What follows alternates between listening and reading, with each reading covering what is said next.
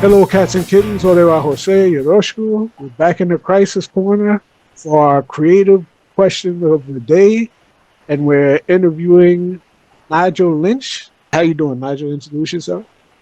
Uh, as you said, my name is Nigel Lynch. I'm a comic book creator, comic book writer, and I'm from the island of Barbados. And I've been doing this for roughly about 18 years now. Okay, And thank you for having me on your show. not a problem. Not a problem. So let's start with our creative question. First of all, tell me about how you got into creating. What got you started in creating comics? It's a bit of a long story. Okay, so We got times. when I was a kid, I was coming up. I was child of the 80s, early 80s. And so we didn't have a lot of stuff that we have now, like video games. Being in the Caribbean, we didn't have the same TV programs and that kind of stuff. So we tended to do a lot of drawing, a lot of reading, a lot of reading the comic books and that kind of stuff. So comic books was it was a mainstay as a part of our entertainment. Any household you went into, people had comic books. Everyone read comic books, even if it wasn't the same type of stuff. So who didn't read superhero comic books, read Archie comic books, horror comic books, or mystery. There was many genres at a time. So I kind of grew up in that time. Grew up with drawing, copying characters out of the comic books, maybe watching cartoons and that kind of stuff. So being I was always artistic, I always wanted to do a comic book from the time I was a child. But as I got older, I kind of drifted away from that, and my artistic talents, in my opinion, wasn't up to snuff.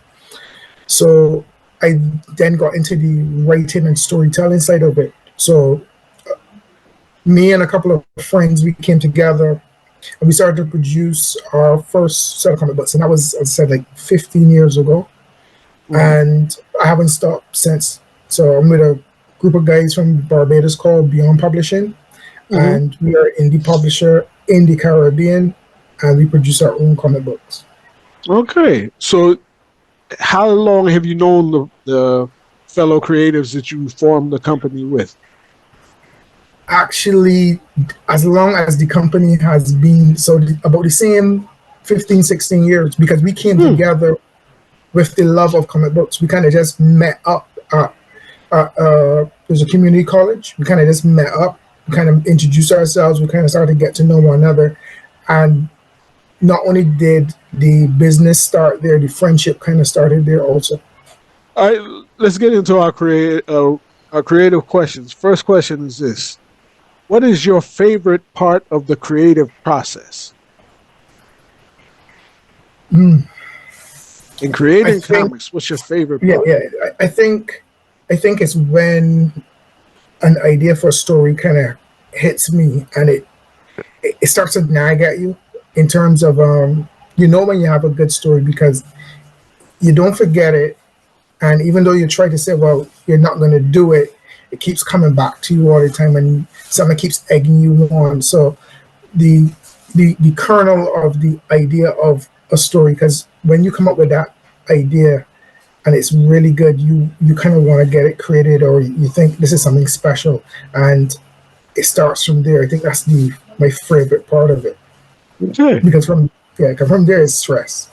Yeah. I'm kind of in the same tank with the brainstorming process. That the actual writing part, like you said, is work. But the coming up with the idea, I agree with you. Next question: what's the first thing that you remember creating? Hmm. Okay, so the first thing I remember creating in terms of drawing, I remember drawing an airplane.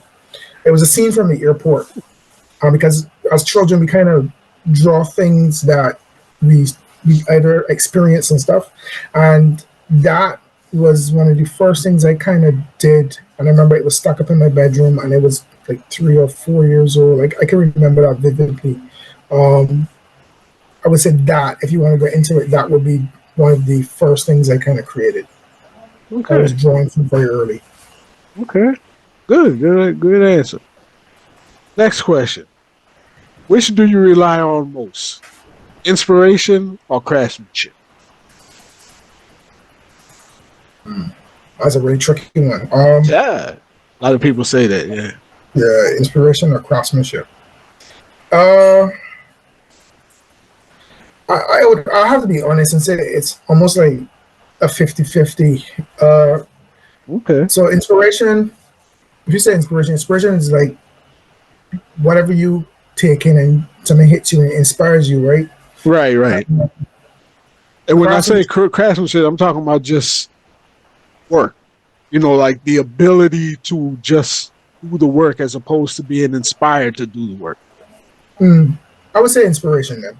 I would have to say Okay. inspiration. I would say inspiration because um, a lot of this is driven by passion and inspiration because, Okay. as I said, it's a. I don't like to use the word hobby, but it is a hobby because you have a day job, so which means when you do this, you want to do this rather than craftsmanship where it's a 9 to 5 and you say, well, today I'm going to sit down and write for 4 hours or something like that. No, it's not like that. It's Mm-hmm. like me giving up my time because I enjoy it. So it would Yeah. have to be the inspiration. Okay, I'll go with you on that because inspiration does give you more joy. I mean, work is necessary because sometimes you go to work, when you don't feel like going to work because that's your job and you just have to do it. And you can do it, but, I'd rather be happy doing it Yeah. than, I get you. I get you on that one. Next question. Uh, a creator name a creator or creative work that inspired you the most. Either a creator or a creative work that really inspired you. Mm. There's a lot of works that kind of inspired me and due to being from different eras in my life. So when I was a kid, as I said, I liked comic books. So comic books on a whole kind of just inspired me because it was still something that you had to use a bit of imagination, and it was something you could keep going back to. A good comic book is a book that you read over and over. So I said comic books at one point in time, and being a child of the '80s and stuff. Back then, when we read comic books, we didn't know who the artist was. We didn't know who the writers were. Um, I thought that Stanley made all the Marvel books. I thought he wrote everything and he did everything. I thought he owned Marvel. Yeah. Um, you know what I mean? So you just kind of so it was almost like the purest form of being a fan, where there wasn't no there was no like celebrities behind the whole comic book process. In terms of as I became a writer, I took a lot of my inspiration from the Walking Dead comic book. I enjoyed the style of the way how the book was written in terms of where it didn't have captions, the way how it displayed, everything that was portrayed was in dialogue or artwork. So that was something that I kind of emulated in terms of my first set of work. But then as I read more books, I kind of changed my style. So I would say Walking Dead, that was something. Um, and then a myriad of some of the good movies that we have today. I draw some sort of inspiration or they inspire me, Okay. especially science fiction. Got you. Got you. All right. The last question, the last of the initial questions, anyway. The ability as a creator, what ability as a creator do you have the most confidence in? Problem solving. Excellent. Good answer. Good answer. Okay. Good. That kind of goes hand in hand with the whole brainstorm. Yeah. All right. All right.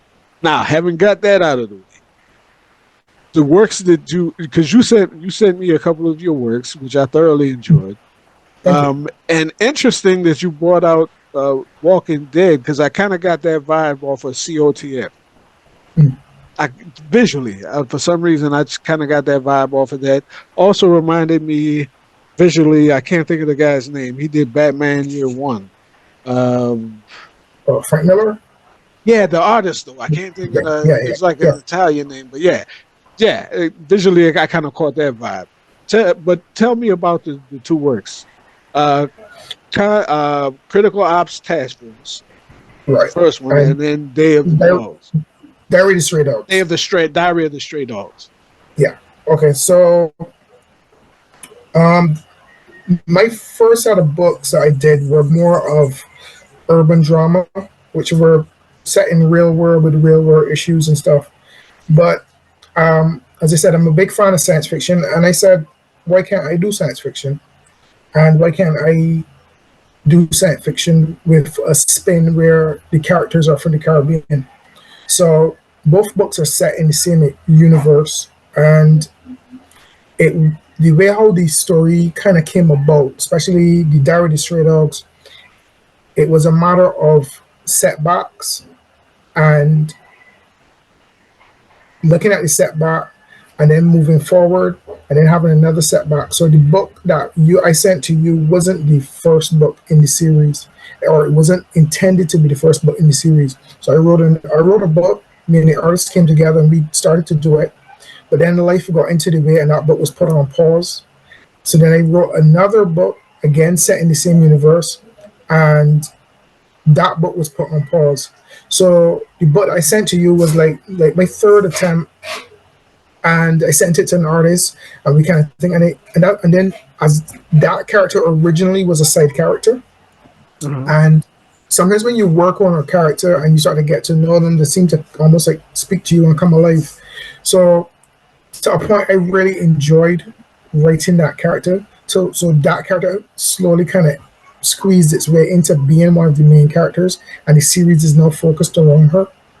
So the book is about a Caribbean uh, female who she works in like private security, and she's kind of longing to go back home, but she doesn't have a reason to. And as the events in the book go forward, is almost she's kind of forced to go back home because of what happened in the book and what conspires, right?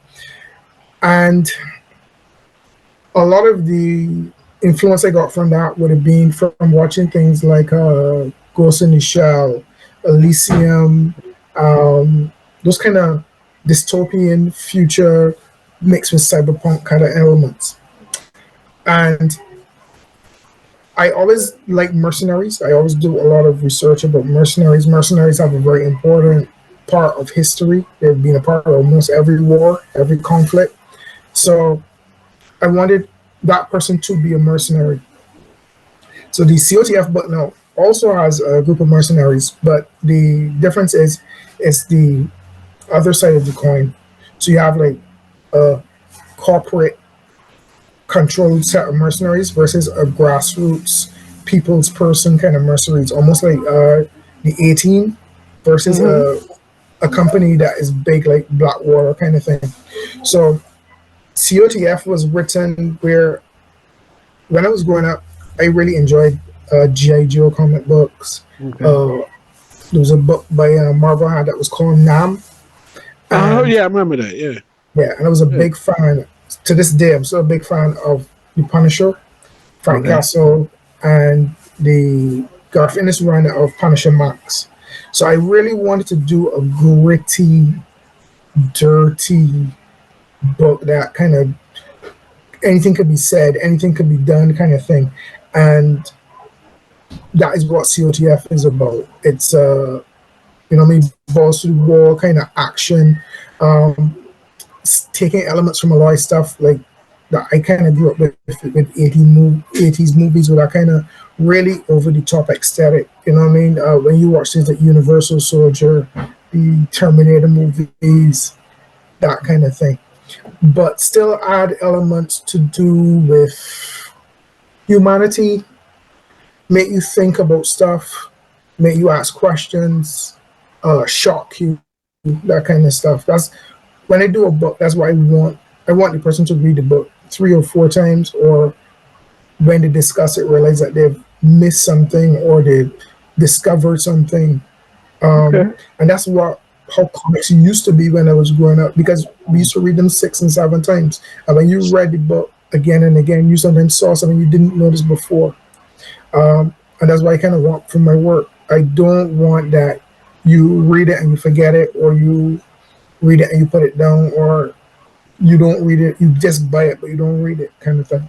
Okay. And is it interesting thing is, does a question that I had after reading it, does Shani work for C.O.T.F? Is this a separate company? They're so right now they're in the same world, but Shani's story takes place 10 years after the C.O.T.F book. Okay, all right. Because I thought that when she called for that helicopter, when she called the people to take her back to, Yeah, I yeah, thought that, yeah. I thought that was C.O.T.F. Okay, okay. No, no, but she was in a company that was like C.O.T.F. Right. But the difference, or what makes C.O.T.F special, is the mercenaries are super soldiers. Think of it like Captain America mixed with Wolverine. So they have like a healing factor. They have nanobot. So they're as I said, I took a lot of influence from like Universal Soldier, which was a movie in the, I believe, 90s with Dolph Lundgren and Jean Claude Van Damme. Mm. So that's where that kind of concept came from. That super soldier. We always talk about super soldiers and space marines are some of the most coolest characters you can have. You know what I mean? Yeah. So the also too the books are supposed to kind of juxtapose. So Shani's, I said Shani's a little bit more grassroots. She's not. She doesn't have anything like any special abilities. Her budget and what she uses is a lot less, while these other guys have like unlimited budget. They have there's a part in C.O.T.F where you see that the whole cavalry turns up with the tanks and the choppers and everything there at the end. You know, so and that book is a kind of show access where like we see where they went down into the third world country and they just laid waste to the place. So these are things that are like little things that the reader may not pick up on the first reading, but then they will kind of pick up on the second and realize, yo, these guys are not really that good because look what they did, or you know what I mean, stuff like that. Right, right. So in Diary of the Stray Dogs, are we going to catch up to her in real time? Because you were telling her backstory. Right. So she's in real time, and the C.O.T.F is going to catch up. The plan is with time the two books will collide. Oh wow, that's Yeah, deep. That's deep. yeah, the two books So will collide. because And the cool. if you do go back and you look, or I can show you, is that you will see peppered throughout the shiny book. Like if you look in the background, the posters and stuff that actually start to kind of drop hints that C.O.T.F. So you see like as a poster saying C.O.T.F. in the wrong picture, stuff like that. And I'll probably send you book two, but book two has more of the cross lapping, but it's almost like as again, because when we were growing up in the 80s and 90s, movies shared universes, but they were very subtle about it Mhm. because I guess nobody didn't want to commit. So you did get things like one character would turn up, or this character would have the same name, or it'd be just very subtle Mhm. things like that. So I kind of draw from that. Where now we live in a time where before even a movie started, they kind of tell you these three movies are in the same universe, blah blah blah. But back then, you had Yeah, to kind of, you had to kind of piece it together to say, well, yeah. is is this really in this universe, kind of thing? Yeah, See, and you did a good job with that. You had me thinking. You know what I mean? And they always say, "Show don't tell." yeah. So you communicated that without beating me over the head with it. So it just had me asking them questions. I said, "Man, it seems like she works for so and so," or see, I can tell that the worlds were related. But I Mhm. was just curious as to, is this like the same person, like at a different time in their lives and stuff like that? Yeah, yeah. Okay, good job, good job. Thank you. All right, another question I have in relation to that. If you had to recommend that to a fan of a particular, if you had to recommend either book, a Mhm. fan of what stories, what type of stories would be interested in either C.O.T.F. or Diary of Stray Dogs? If you are a fan of cyberpunk Okay. action and you want something a little different, almost like a palate cleanse from the typical superhero story, that's the Mhm. person I'd recommend it to. Okay. And name me a break. Who do you think would predict to be a breakout character in C.O.T.F.? Uh, Somebody that you wouldn't see coming that you think is going to be a fan favorite. so strange enough, I kind of asked when I try to get a little bit of feedback. So a lot of people like the main guy Douglas, and he's my favorite character. St. James? And Say St. Douglas, the main character, the black guy. Yeah, Well, Douglas St. James, is it? Right. yes, Douglas St. James. A lot of people like Douglas St. James, and originally the Diary of Stray Dogs was supposed to be centered around him, and but setbacks caused the book to change. Um, I think there's a guy called McPherson in the book. Mm-hmm. There's also been a lot of buzz. I think he has the potential to be a breakout character. He will have a more prominent role going forward, and the design of that character is one where he kind of just says things off the cuff without thinking, and even like we kind of had a little bit of he was one of the harder characters to kind of put over with my editor and that kind of thing, because the concept of the character is he is supposed to reflect how people are in reality. People have their own biases, their own prejudices. That's just life. So sometimes I like to do things where, even though a character may not be 100% positive, by showing the character has negative traits, it's to kind of reflect what happens in the real world, Mm-hmm. rather than sometimes where people do the opposite, where they try to create like a utopia. So they will create a utopia and say, well, this is what, to reflect, to be opposite, so that to portray, well, this is what I want my world to be, or whatever. As you said, my job is not to beat you over the head with it, Mm-hmm. but to just like you kind of think. And if I feel joy if you like a character and if you also hate a character, because if you hate a character, it means I've also done a good job, because I've done That's enough true. to make you have an emotional feeling about it. Right, So, right. yeah. So, Okay. Okay, good, good, good. And lastly, tell me about the creative team. How did you pull together the team? Because the one, but definitely I can tell you both of these are beautiful reads. Comics are a visual medium, and you got me on that right off the bat. Before I even read a word. So tell me how okay. you came across the creative team. Okay, so for the Diary of Stray Dogs book, um, as I said, there's some guys here in Barbados. We work together, but everybody was busy. And when you are the writer in a comic book group, you sometimes have more ideas than what the artists can produce, because art takes time. Mm-hmm. So I came up with these stories, and as I said, I came up with a story, and that got tied up with one artist, another story. So what happened was I came up with this story, and I thought, well, I want to tell this story. So I went online to there was a site called Upwork, and I just went through Upwork, and I Mm-hmm. just overlooked through artists, put out a call saying looking for an artist, and I stumbled upon a guy from Spain. His name is Juan Carlos, Mm-hmm. and I just loved his work. So I actually reached out to him and said, I have a comic book. Would you be interested in checking it out? Um, Maybe we can work on this book together, because he did some cyberpunk like pages on his profile that I just found that were just phenomenal. The pages just had so much life in the book. And to be fair, a lot of the stuff in the Diary of Stray Dogs book, a lot of that is him. And sometimes even when I go back to the script to check and see like what I had said or what I had put, I realized that there was a lot that came out of him. So a lot of it is to, the book would be nothing without him. So where you get a lot of the background characters, a lot of that atmosphere when they're in the red light district, um, when they're in the hotel, that kind of Mm-hmm. stuff. A lot of that stuff is from him. A It's lot of it, crazy detail. Crazy yeah, detail. I love yeah, it. yeah. Okay.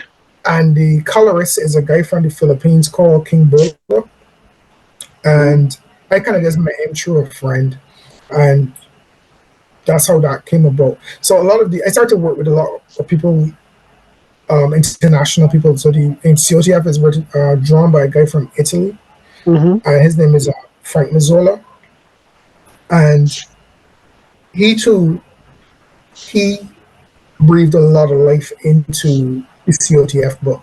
And what had happened was, as a writer, sometimes I would write a script, and once we get from point A to point B, and from point B to C, that's all I care about. And he kind of reached out to me sometimes for a page, and he would say, "Can I do this and this?" And I would say, "Will we still get from point A to point B?" Sure, because you know, me jumping out of a window and jumping off of a rooftop, there's no difference if Mm-hmm. the artist can make it look amazing. You know, once the only time I will give kickback with an artist is if something is like a plot hole or something like that, where the person draws a character and they said, you can't draw the character like this because you gotta remember that she can't walk or something. So, you know what I mean? There's certain things that you Mm-hmm. will push back on, but I like to give the artist a lot of freedom because you get a lot out of them. They Mm-hmm. sell themselves out onto the page. Okay. We seem like kindred spirits in terms of creators because I'm the same way. I don't like to get in people. I give you a general direction and you pitch it to me. How would you visualize that working? And if they can make it work, I'm fine. I don't get overly fussy about that type of stuff. Yeah. All right, this is good stuff. Oh yes, I always ask a bonus question to all my guests. The bonus question being, um, it's a cage match. King Kong Godzilla, who wins? Nah, the equal size though, because we know that in some movies, Yeah, yeah, yeah. yeah, who wins? King Kong Godzilla. That was a tough one. Ah, It's a tough one because various. So growing up, when I was a kid, of the monsters, King Kong was my favorite monster. I yeah. like King Kong, and but when you look at it on paper, Godzilla is a beast. Godzilla is, That's what I said. you know what I mean? Godzilla is like Godzilla has. Technically, Godzilla should win. Yeah, I can't get around the atomic breath. I don't think Kong comes up with a solution for that. Yeah, If he has opposable thumbs, so he can use weapons, but I mean that atomic breath is just that's a problem. You know what I'm saying? So I got yeah. all right, man. Hey, it was great chopping it up with you. Where can we find your books? How can a person get a hand on it? Because I can put a Um, link in the description if you got like a link where they can be purchased. They buy them direct or what? so the C.O.T.F book is on the website of Whiteacre Comics. You could, Okay. I can send you the link for that. Okay. And the Wounded is on Indie Planet. Okay. All right. I got a book there too. Nice. All right. Yeah. Hey man, it's a pleasure. Like I said, it's a pleasure chopping it up with you. Anytime you have another project that you want to promote, or you just got something to say, come back through the Crisis Corner. I'd love to have you. No problem, man. No problem. All right, Um, man. there's also a part of the. I don't know if we can talk about in this section the big collaboration with all the independent Oh yeah, creators. the what you call Epiphany them? Engine. Yeah, Epiphany. Infinity Engine. So both books are going to be a part of that. Well, Or do you yes. have a project in there? Yeah. So when that first started, which is that's like a major project. It's gonna be like 190 pages, graphic novel with all the different uh, comic book characters from a myriad of publishers. So many that I can't even begin to name all of them. And it is the brainchild of Tony, as you would know. So Mm-hmm. I came aboard, and I to be honest, I just wanted to be a part of something uh, like this. There wasn't really. I have no real.